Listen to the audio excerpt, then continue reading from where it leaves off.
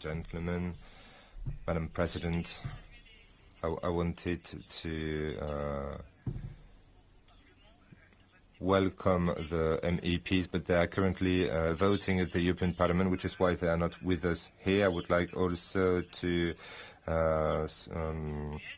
say hello to the representative of the DG Agri from the European Commission, also all representatives of regions, members of the REPO, and also I would like to say hello to all the producers who are at the basis of everything we think about here. Ladies and gentlemen, this is a real pleasure for me to welcome you here within the Community of the Regions in this building, the Jacques Delors building, which we are proud to inhabit in this important time in which protected designation of origins and protected geographical indication. It's an honor for me to be the godmother of this event, and this is for me a surprise. As well, I was not the only one, of course, to support you in order to make it possible for you to be here today at the Committee of the Region. And I would like also to pay tribute to the teams of the Committee of the Region, Nicolas, Hélène, for example. They made your presence here today possible as well. But I would like also to welcome, because I've been a member of this committee for several years, and I would like also to tell you that I come from a very rural territory in France, a very small municipality, and for me it's I'm proud to be here to represent Quettro-Perche, a municipality of only 1,000 inhabitants. I wanted to let you know so that you know where I speak from and where, therefore, I come from. So, yes, I was the rapporteur of the Committee of the Regions on the quality schemes of the geographical indication requested by the European Commissions and the institutions of the EU. I wanted to start with to use the expertise of AREPO, and thank you to Mrs. Lampic, who supported me in the drafting of this opinion, and they gave me precious advice, notably also coming from the Commission. So some of them here today present. They made it possible for us to table an opinion to my colleagues of the Committee of the Region, which is why I am proud of today. And this is a day of celebration. Notably, if we consider the work we've been doing over the last year, notably with MEPs, all European institutions and the representatives of these sectors to draft the best legislative framework possible for those products which are a representation of the food culture of the EU, but also testify of the know-how of our farmers who are having a very hard time currently, as you are well aware.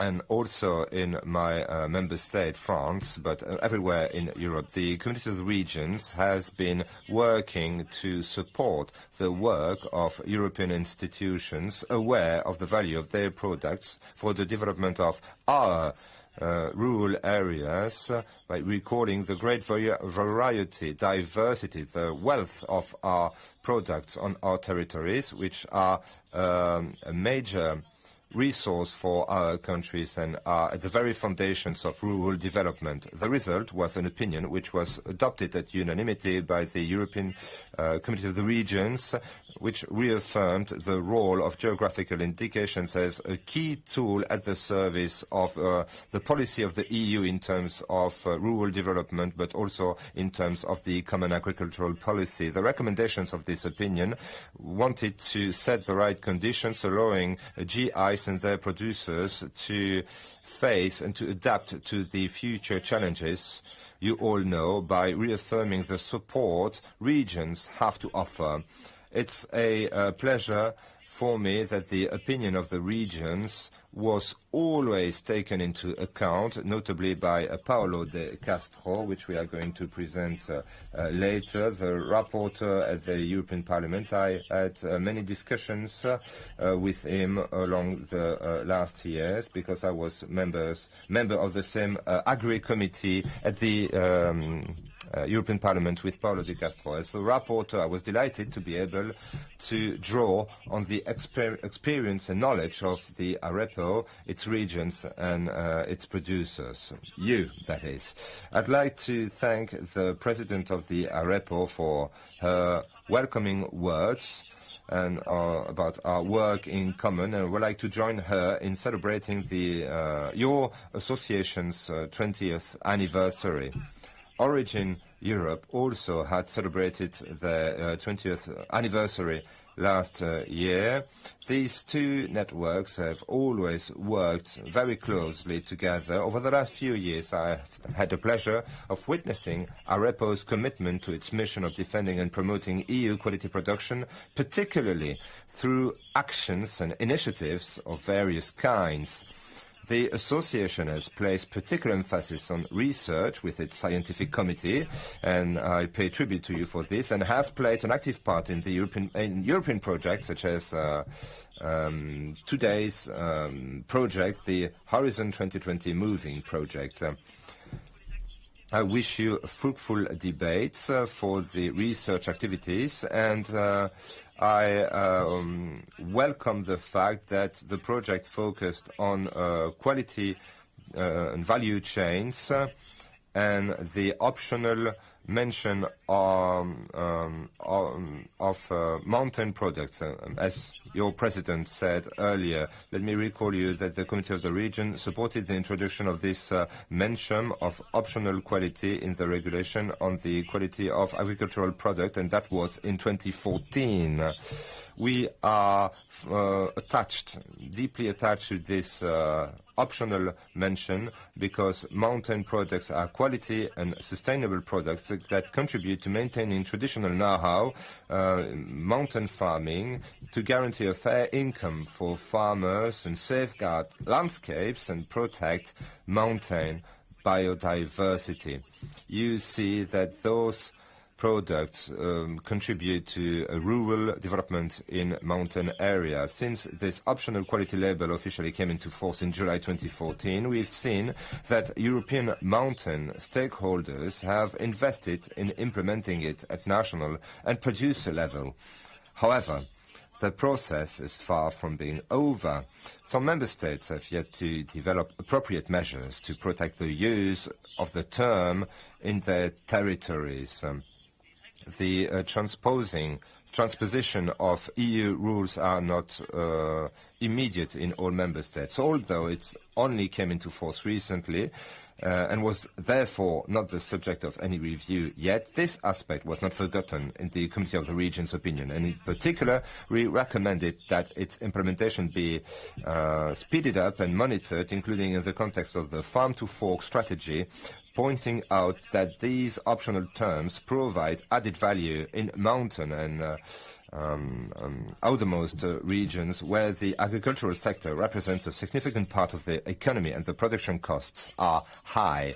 It is important to maximize the value of those products. You will agree with this, I'm sure, by offering the right tools to producers and by promoting them as much as possible to consumers so that they fully understand the value of these products and the care that producers take to provide a product that translates into a public good. In fact, as a conclusion, I would like to point out that thanks to the multidimensional link with the territory, these products and the EU quality schemes have great potential to exert positive effects on dynamics of rural development. Us, as elected representatives coming from rural territories, it's important for us to claim that our rural economies also have a part to play in development and the future of the European Union and, of course, in the development of our own member states.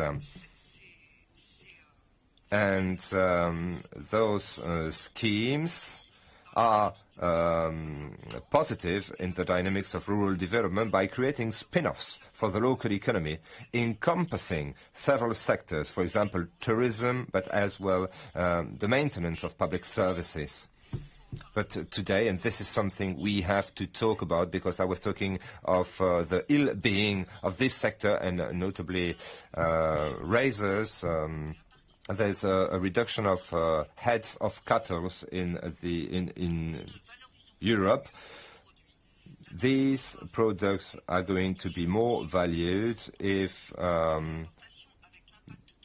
there is less extensive production and less import from far away.